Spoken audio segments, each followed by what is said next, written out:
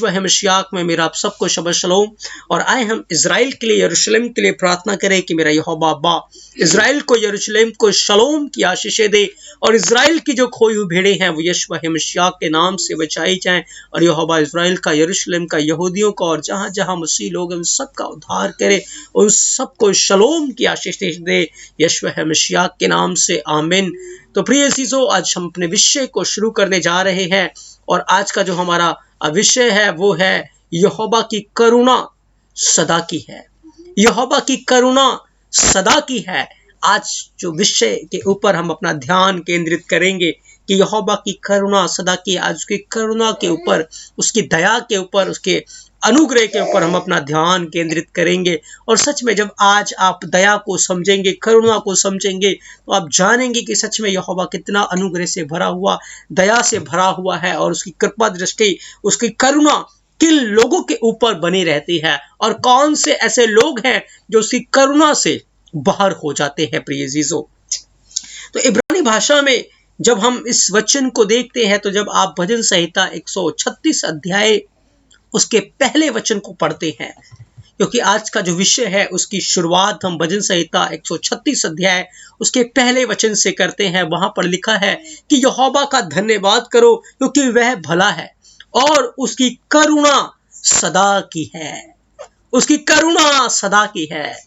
सच में प्रिय जीसो, यदि बाइबल किसी विषय के ऊपर बताती है कि यहोवा का जो वचन है वो सदा के लिए अटल है, वो सदा के लिए स्थिर है, और जिस प्रकार से यहोवा का वचन सदा के लिए अटल है, सदा के लिए स्थिर है, उसी प्रकार से उसकी करुणा, उसका खशेद, इब्रानी में खशेद बोलते हैं, उसका खीन अनुग्रह सदा की है, हमेशा के लिए स्थिर है। प्रिय जीसो, सच में, और ये करुणा, ये दया आदि से अंत तक है। प्रिय जीसो, सच में यहोवा खुद ही करुणा है, उसका एक स्वरूप है, एक सुबह है कि यहोवा करुणामय है, यहोवा दयालु है, यहोवा अनुग्रहकारी है। जब यहोवा ने मूसा को दर्शन दिया और मूसा से बात की, तो यहोवा ने जब अपना इंट्रोडक्शन दिया, अपने विषय में बताया, तो कहा यहोवा, यहोवा दयालु एलोहिम, अनुग्रहकारी, विलंब से कोप करने वाला, अति करुणामयी और सत्य एलोहिम यहोवा। जब आप निर्गमन 34 अध्याय उसके 6-7वें वचन को पढ़ते हैं, तो वहां पर यहोवा ने अपना इंट्रोडक्शन जब मूसा को दिया, तो इस प्रकार से बताया कि मैं अनुग्रहकारी हूं, मैं विलंब से कोप करने वाला हूं, मैं अति करुणामय हूं, मैं सत्य हूं। सच में यहोवा ने ऐसी बातों के द्वारा मूसा को अपना इंट्रोडक्शन दिया। प्रिय जीसो, तो इब्रानी भाषा में करुणा को खशेद बोला जाता है, खशेद। और यदि आप इब्रानी स्टूडेंट है, इब्रानी को सीखते हैं, तो खशद की जो स्पेलिंग है वो खेत है, सामिक है और दैलित है। प्रिय जीसो, खेत, सामिक और दैलित, खेत, सामिक और दैलित। और याद रखें, खेत की जो पिक्टोग्राफ है वो एक बाड़ा है, जैसे कि आपने सीखा है, उसकी पिक्टोग्राफ एक बाड़ा है। प्रिय जीसो, और सामिक की जो पिक्टोग्राफ है वो एक सहारा देने को, एक सपोर्ट देने को है। और इब्रानी भाषा में सामिक को आशीर्वाद के रूप में देखा जाता है, क्योंकि सामिक की जो वैल्यू है वो 60 है, और सामिक एक सर्कल में घेरा किए हुए है, और वो पवित्र लोगों को, धर्मी लोगों को यहोवा के आशीर्वाद से घेरे हुए हैं। तो सामिक को आप आशीर्वाद के रूप में देख सकते हैं, और दैलित को आप दरवाजे के रूप में देख सकते हैं, क्योंकि दैलित की जो पिक्टोग्राफ है वो दरवाजा है। प्रिय जीसो, खशद, खेत, सामिक और दैलित, खशद।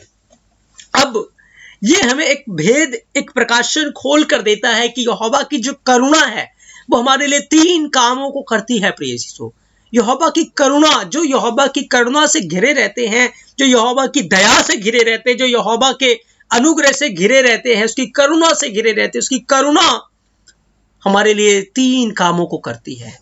सबसे पहली बात, वो खेत में हमें एक बाड़े में लेकर आता है। बाड़ा एक कलीसिया है, और कलीसिया और कुछ नहीं, जो हम आज चर्च के अंदर जाते हैं या हम ईंट पत्थरों से बना हुआ एक भवन देखते हैं, वो कलीसिया नहीं है, पर कलीसिया मसीह की देह है।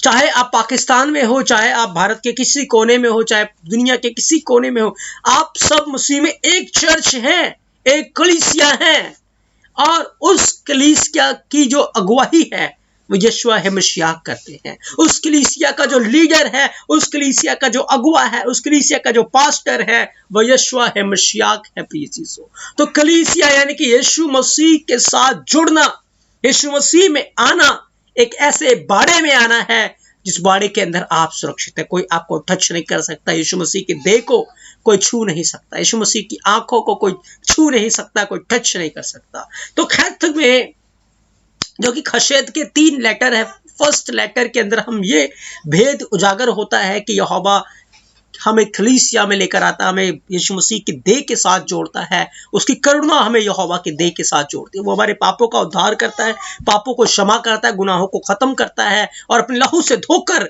फिर हमें यीशु मसीह के देह में एक कर देता है। हम उसके देह के साथ जुड़ जाते हैं। प्रिय चीज, दूसरी चीज खशेद, अब जो देह में जुड़े हुए हैं, जो कलीसिया है, जो चर्च है, उसके लिए क्या है? उसके लिए यहोवा का आशीर्वाद उनको घेर लेता है।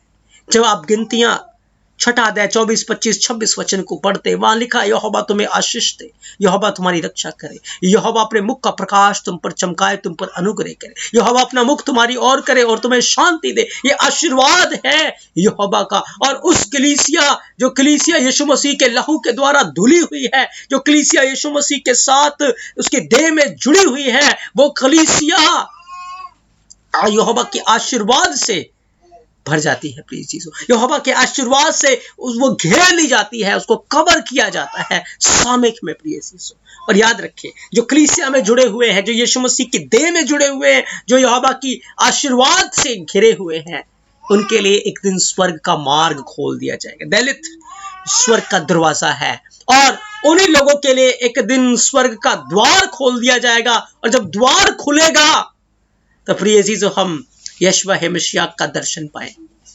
हमारे लिए स्वर्ग का फाटक खुलेगा। ये करुणा है।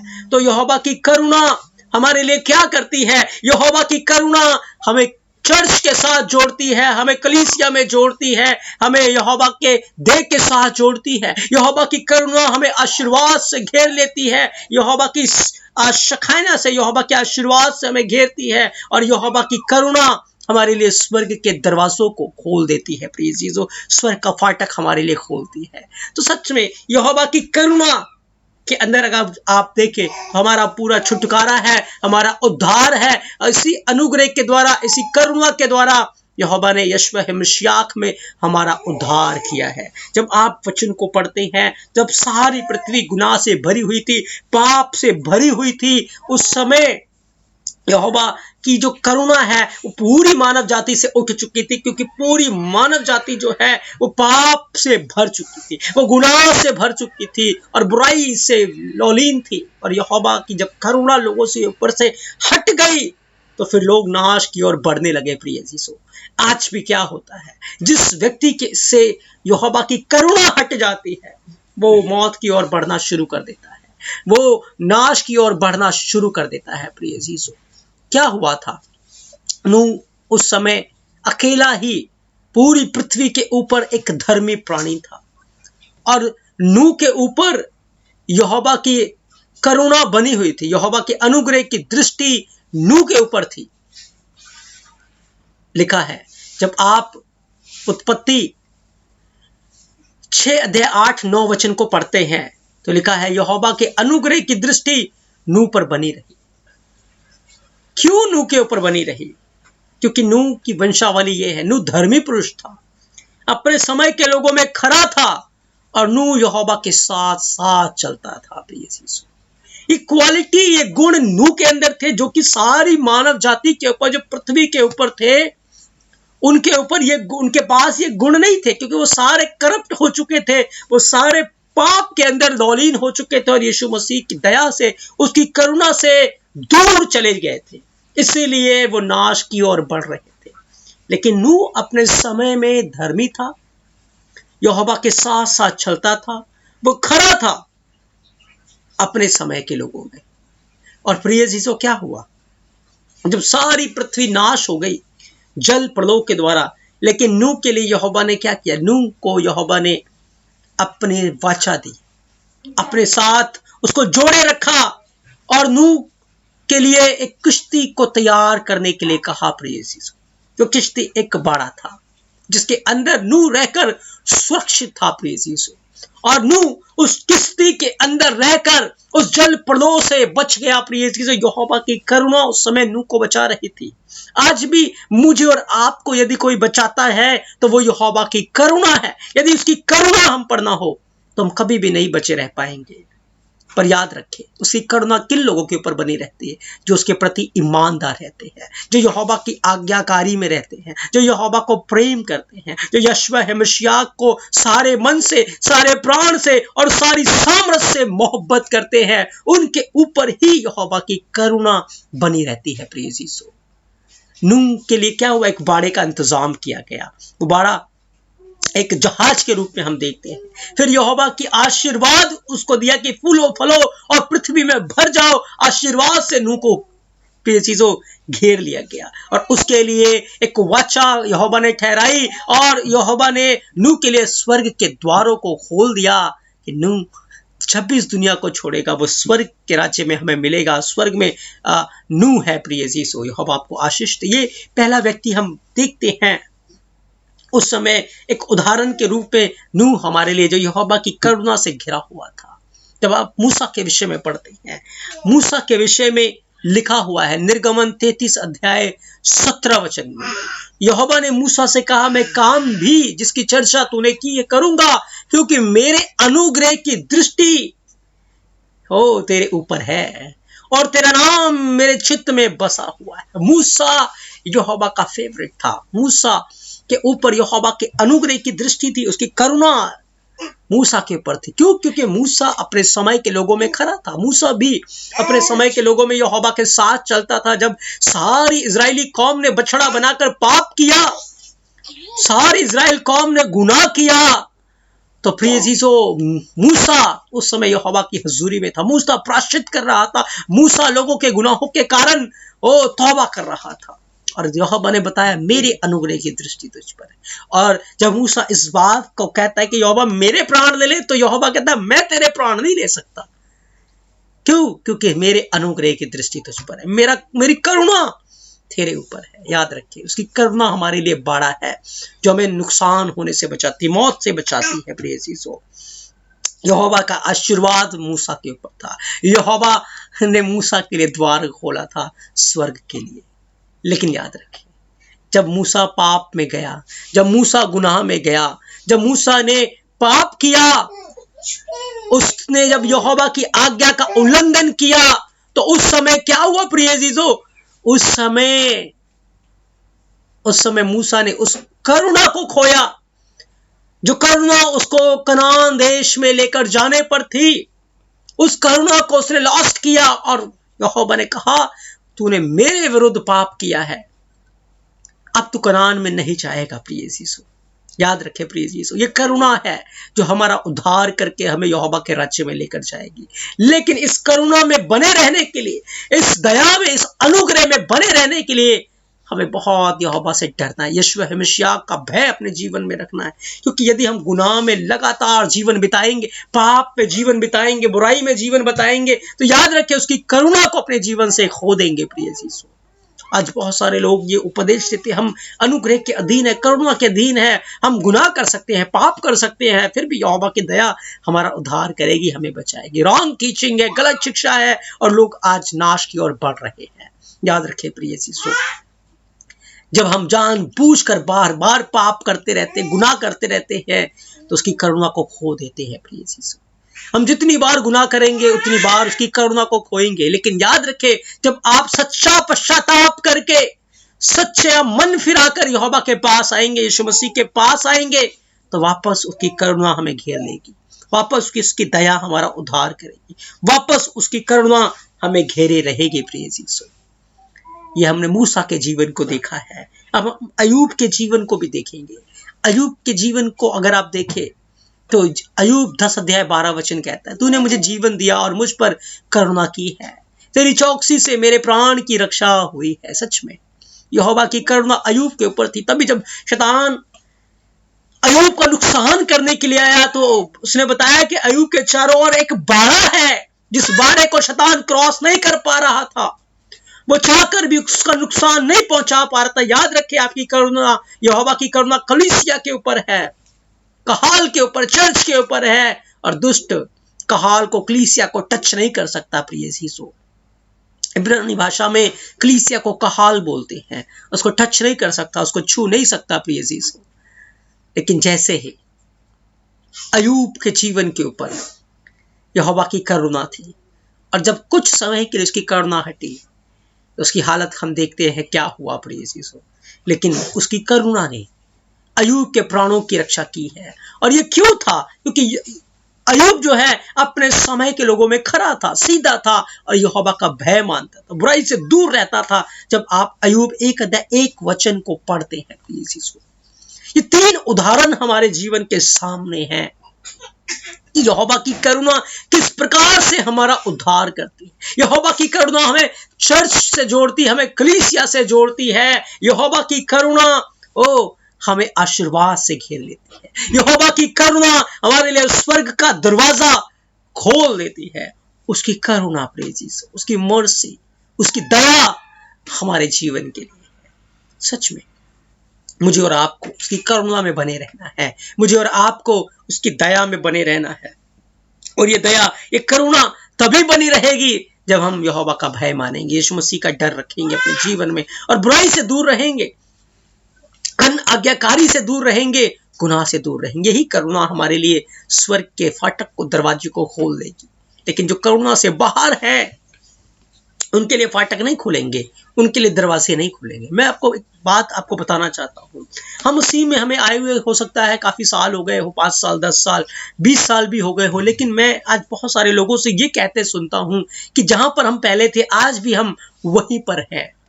हमारे जीवन में कोई बढ़ोतरी नहीं है, कोई ग्रोथ नहीं है। या बहुत सारे लोग मसीह में बढ़ते हैं और थोड़े समय के बाद फिर स्टॉप हो जाते हैं, बैक होना शुरू हो जाते हैं। बहुत सारे लोग, क्या होता है कि स्टार्टिंग में बढ़ते हैं, फिर बैक होते हैं, फिर बढ़ना शुरू कर देते, फिर बैक होते हैं।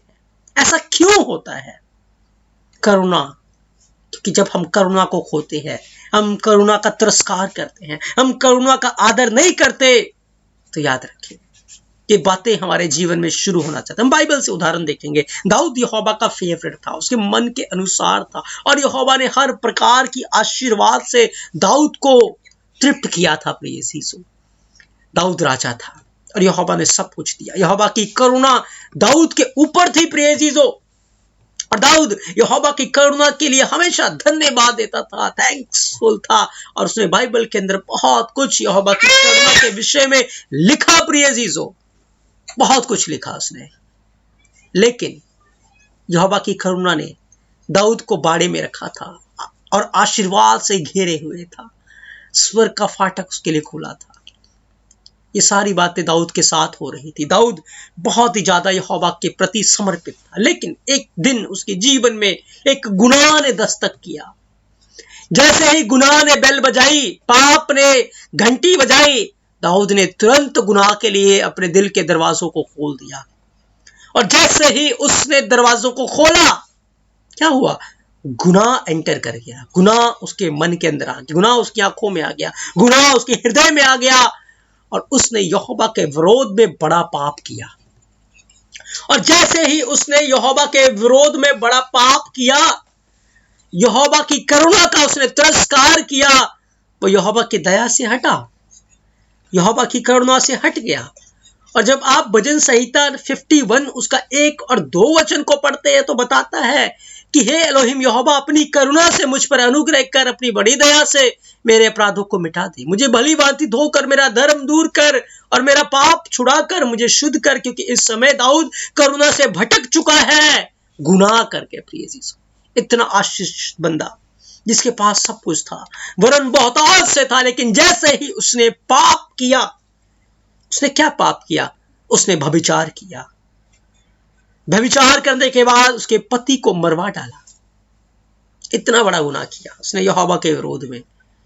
और यहोवा ने नतान नबी को चुना कि जाकर दाऊद से बात करे। और जब नतान नबी दाऊद के पास गया, तो नतान नबी ने 2 शमूएल 12:9 के अंदर क्या कहा कि तूने यहोवा की आज्ञा को तुच्छ जानकर क्यों वह काम किया जो उसकी दृष्टि में बुरा है? और हित्ती उरिया को तूने तलवार से घात किया और उसकी पत्नी को अपना कर लिया और उरिया को अमोनियों की तलवार से मरवा डाला। ये गुनाह था दाऊद का, प्रिय यीशु।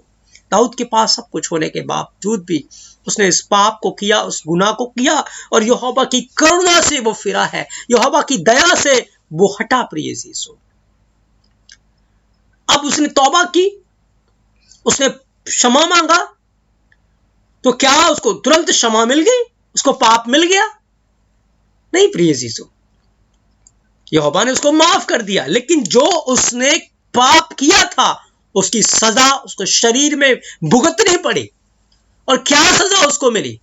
जब आप दूसरा शमूएल 12 अध्याय 11 से 13 वचन को पढ़ते, लिखा यहोवा यो कहता, सुन, मैं तेरे घर में से विपत्ति उठाकर तुझ पर डालूंगा और तेरे पत्नियों को तेरे सामने से लेकर दूसरे को दूंगा। वे दिन दोपहरी में तेरी पत्नियों से कुकर्म करेगा।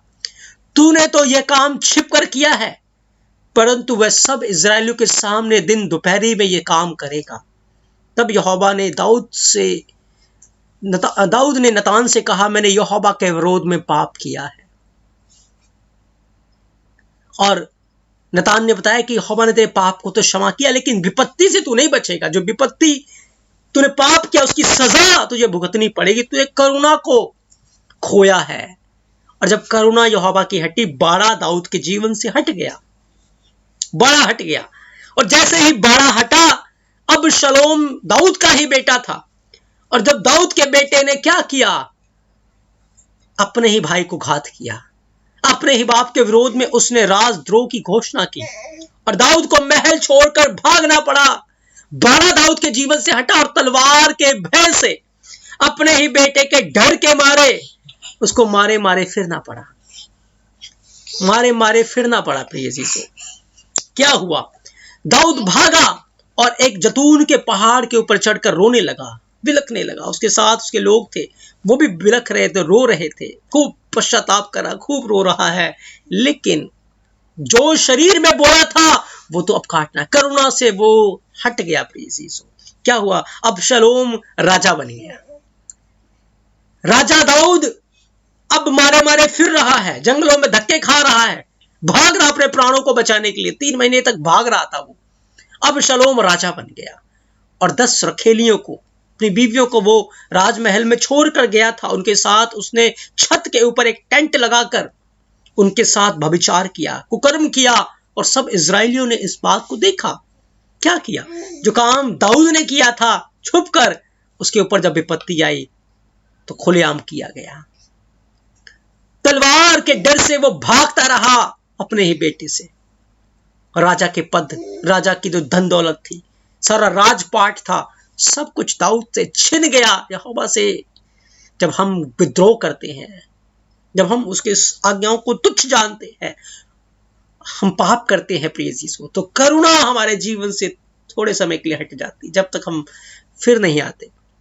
और पाप के कारण फिर हमारी जो हालत है वो बहुत बदतर हो जाती है, भिखारी बना देता है, वो टुकड़ों का भिखारी बना देता है, सब कुछ ले जाते हैं। क्योंकि जब करुणा हटेगी तो बाड़े में से आप हट जाएंगे, जब बाड़े में से हटेंगे आशीर्वाद आपके जीवन से हट जाएंगे, आशीर्वाद आपके जीवन से हटेगा, यहोवा का दरवाजा आपके लिए बंद हो जाएगा। कुछ भी सहायता, कोई भी हेल्प यहोवा की ओर से नहीं आएगी। क्यों? क्योंकि आप पाप के अंदर हैं।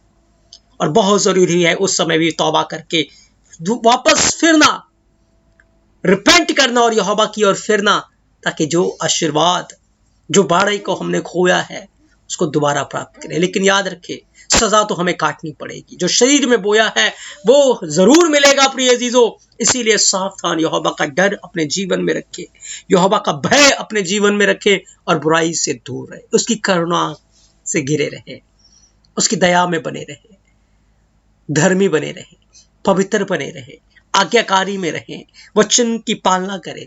तब यहोवा की करुणा से आप घिरे रहेंगे। लेकिन यदि आप बार बार पाप करते रहेंगे, इसी कारण से आज बहुत सारे मसीह लोग जो कहते हैं हमें 5 साल हो गया, 10 साल हो गया, 20 साल, हम बढ़ ही नहीं रहे।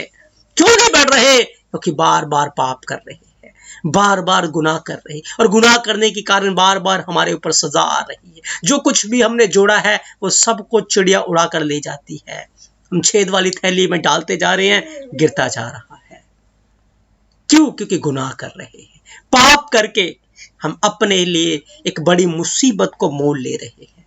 इसीलिए प्रिय यीशु, आज बाइबल के जो वचनों को हमने सीखा है, जिन वचनों के ऊपर हमने अपना ध्यान केंद्रित किया है, आज हमें मन फिराने की जरूरत है। यदि हमारे जीवन में हम पाप करते हैं, बार बार करते हैं, तो हमें आज से उन सारी बातों को स्टॉप करना है, छोड़ना है और यहोवा की ओर, यहोवा हमेशा की ओर सच्चे मन से फिरना है और सच्चे प्राणों से, सच्ची सामर्थ्य से उसकी ओर फिरना है और सारे मन से, सारे प्राण से, सारी सामर्थ्य से हमें अदनोई यहोवा को मोहब्बत करनी। नहीं तो प्रिय अजीजों, हम दाऊद की तरह बहुत मार खाएंगे।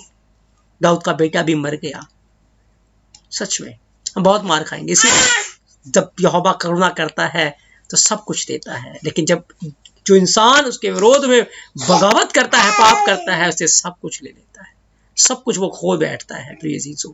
इसीलिए हमें सावधान रहना है कि हम उसकी सारी आज्ञाओं का पालन करें, यहोवा का डर, यहोवा का भय अपने जीवन में रखें और बुराई से दूर रहें, ताकि हम यहोवा की करुणा से घिरे रहें। तो आज के वचन के द्वारा हमने सीखा कि यहोवा की जो करुणा है वो सदा की है, वो हमेशा हमेशा के लिए है, इटर्नल है, अनंत काल के लिए है। प्रिय अजीजों, बस हमें यहोवा के प्रति वफादार रहना है, ईमानदार रहना है।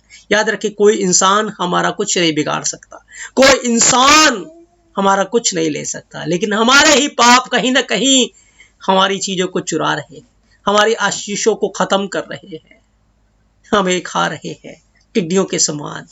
प्रिय अजीजों, हम एक दूसरे के ऊपर हमेशा ब्लेम लगाते हैं, तेरे कारण हो गया, तेरे कारण हो गया, तूने ये किया, तूने ये किया, तेरे वजह से हुआ। लेकिन याद रखें, कहीं ना कहीं हमारे गुनाह है, जिनके कारण जो बीज हमने बोया था उसको आज हम काट रहे हैं। यदि हम तौबा करके फिरेंगे, यहोवा से सब कुछ संभव है। लेकिन याद रखें, जो शरीर में बोया है वो शरीर में काटना पड़ेगा, लेकिन आत्मा में जब आप फिरेंगे, यहोवा हमारा उद्धार करके हमें अपने राज्य में सुरक्षित जरूर पहुंचाएगा। प्रिय यीशु, शरीर में जो बीज बोया है उसकी सजा हम इसलिए पाते हैं कि हम सच्चे मन से तौबा करके यहोवा की ओर फिरे और यहोवा का उद्धार हम पाएं। प्रिय यीशु, तो आज के वचन के द्वारा आपको यहोवा बहुत सारी आशीषें और बरकतें दे। आप सबको शब शलोम, यहोवा आप सबके साथ हो। आमीन।